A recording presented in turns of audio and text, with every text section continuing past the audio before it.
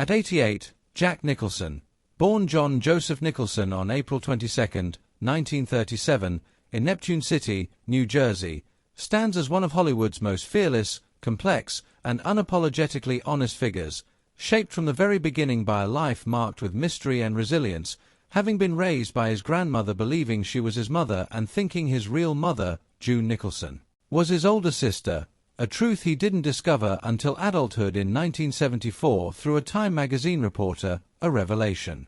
that deepened the emotional edge and psychological intensity that would later define his performances. Growing up without knowing his true parentage forged a sharp self-awareness and emotional complexity that became central to his screen presence, and although his rise to fame was anything but instant, his determination never wavered. After moving to California, he worked in MGM's animation department writing and sketching for Hanna-Barbera before committing fully to acting, taking small television roles and appearing in low-budget Roger Corman films like The Cry-Baby Killer and The Raven, experiences that went largely unnoticed at the time but gave him the fearless foundation that defined his craft.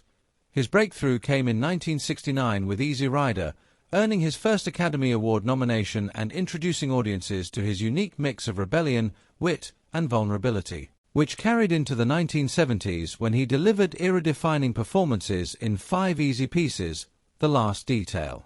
Chinatown, and most memorably One Flew Over the Cuckoo's Nest, a role that won him his first Oscar and permanently cemented his place in cinema history. Throughout the following decades, Nicholson continually reinvented himself, terrifying audiences as Jack Torrance in The Shining, redefining comic book villains as the Joker in Batman, and proving his emotional depth in films like A Few Good Men and As Good as It Gets, which earned him his 3rd Academy Award, followed by memorable later roles in About Schmidt, Anger Management, The Departed, and The Bucket List, before quietly stepping away from acting after How Do You Know? In 2010, leaving behind a legacy of 12 Academy Award nominations, the most of any male actor, alongside a deeply layered personal life that included a formative marriage to actress Sandra Knight, whom he wed in 1962 during his struggling years, finding stability and grounding with her as they welcomed their daughter Jennifer in 1963. Before career pressures and Nicholson's increasingly unconventional worldview led to an amicable divorce in 1968, a turning point that marked his transition into the enigmatic Hollywood rebel he would become. Now, decades later, with nothing left to prove, Nicholson has reportedly spoken candidly about the 6 actors he hated working with the most, allegedly naming Val Kilmer for his ego and exhausting intensity, Shia LaBeouf for mistaking chaos for creativity, Tommy Lee Jones for his gruff hostility and lack of collaborative spirit, Russell Crowe for his volatile off-screen temperament, Jim Carrey for relentless improvisation that ignored rhythm and structure, and most surprisingly Dustin Hoffman, whose methodical obsession with control clashed deeply with Nicholson's instinctive, lightning-in-a-bottle approach, making collaboration feel mechanical rather than alive.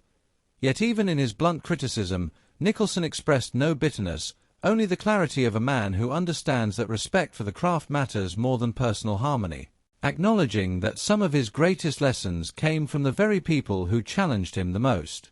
And as he now enjoys a quiet retirement in Los Angeles, rarely seen but forever influential, Jack Nicholson remains exactly who he has always been: raw, mischievous, honest, and unapologetically real, proving that at 88, honesty isn't rebellion, it's earned.